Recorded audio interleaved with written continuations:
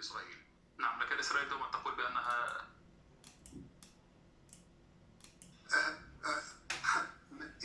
هناك إلا خرافات من طرف المخابرات الجزائرية ضدنا. طيب، أريد أن أعود قليلا إلى المقارنة. نعم، تفضل.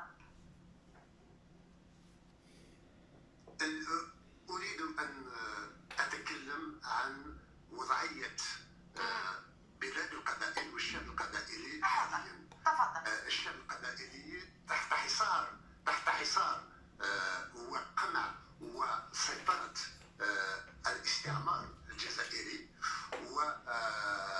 وعندنا قضية مهمة قرروها من طرف الحكومة الجزائرية، أن هناك مشروع صفر قبائلي في الجزائر.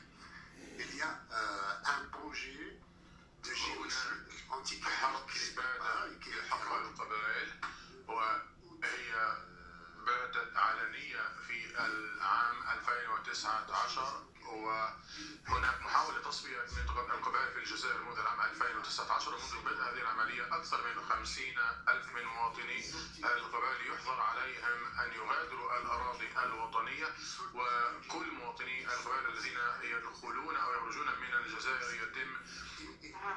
يتم استجوابهم والتحقيق معهم. هناك أكثر من 3,000 من المواطنين معتقلون منذ عامين. هناك أكثر من 300 مواطن من القبائل في السجون. أتعرفين أن صدام حسين أطلق الغاز على الأكراد في العام 1988 والجزائر قامت بالمثل في 9 آب 1989، وكان هناك الكثير من القتلى والإصابات ولا نذكر الإصابات ولا نذكر الموت في فترة الوباء كورونا كوفيد-19، حيث لم تقدم الجزائر أي مساعدات للمستشفيات في منطقة القبائل. والهجرة القبيلية في الشتات هي التي حولت المساعدات إلى مواطني القبائل، بينما الحكومة الجزائرية قامت بمنع هذه المساعدات من الوصول في إطار حرب الإبادة. هناك محاولات لإحراق منطقة القبائل، وهناك شخصيا تم الحكم عليه مرة واحدة إلى السجن 20 عاما، مرة إلى السجن المؤبد، ومرة إلى الإعدام.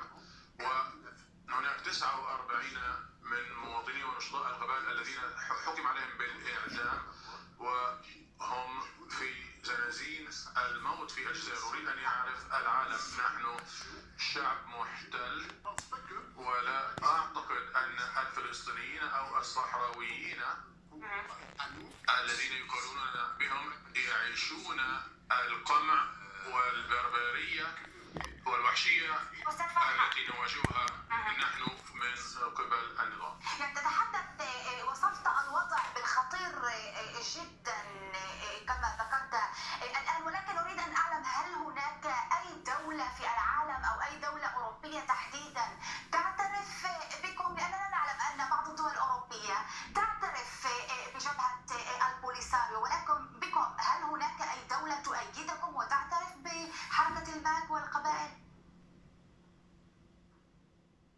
وكذلك أيضا دول إفريقية تعترف بالبوليساريو. لنا أمل أن دول تستعرف بنا.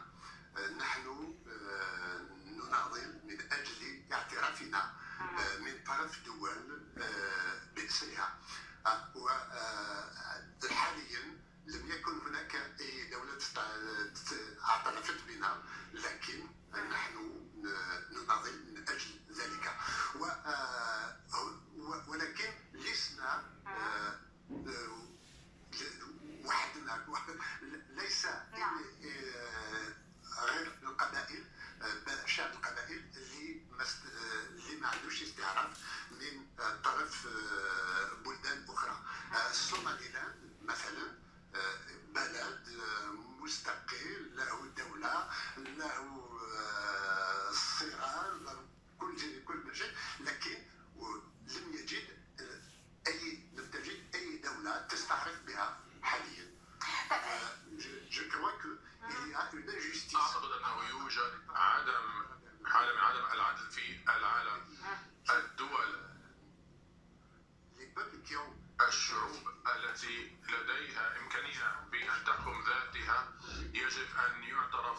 بها أخشى من أن العالم يفضل أولئك الذين يستخدمون القوة وأن يعترفوا بهم أسرع من أولئك الذين يستخدمون الخيارات السلمية. وحتى فرنسا أستاذ نسعى فرحات حيث بأن يتم تتواجد العالم أن يعترف بحق القبائل في تغيير المصير. يعني نرى أيضا أستاذ فرحات مؤخرا بأن هناك تقارب جزائري فرنسي في الفترة الأخيرة. برأيك كيف سينعكس هذا على وضعكم، على وضع الحركة المتواجدة في باريس وأيضا على نضالكم؟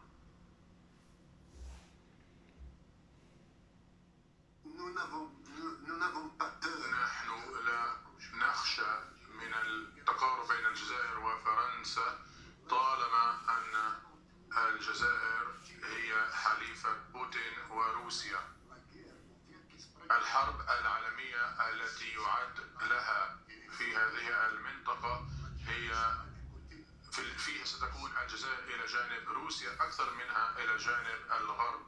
لذلك نحن لا نخشى، وأعتقد أن فرنسا لديها قيم هي قيم حق اللجوء السياسي، وهذا حق غير قابل للتأويل. وأنا تحت حماية وثيقة جنيف كلاجئ سياسي، ولا أعتقد أن فرنسا يمكن أن تتنازل عن قيمها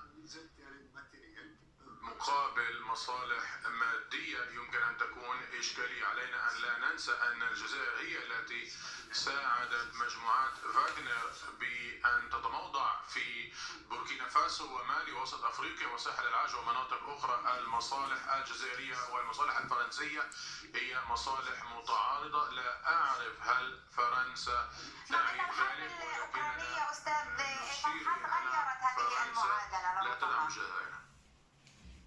يعني أقول لك أن الحرب الأوكرانية غيرت هذه المعادلة.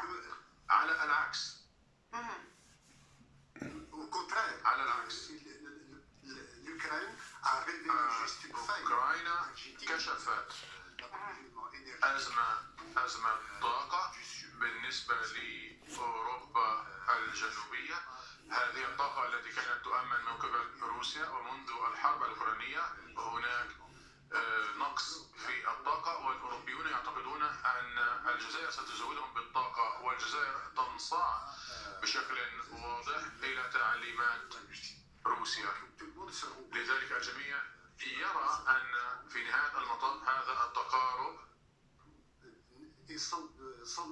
لا يستند إلى أي قاعدة، بالإضافة إلى أنه يتم الإعداد حاليا لزيارة في شهر أيار مايو أو نيسان للسيد صحيح تبون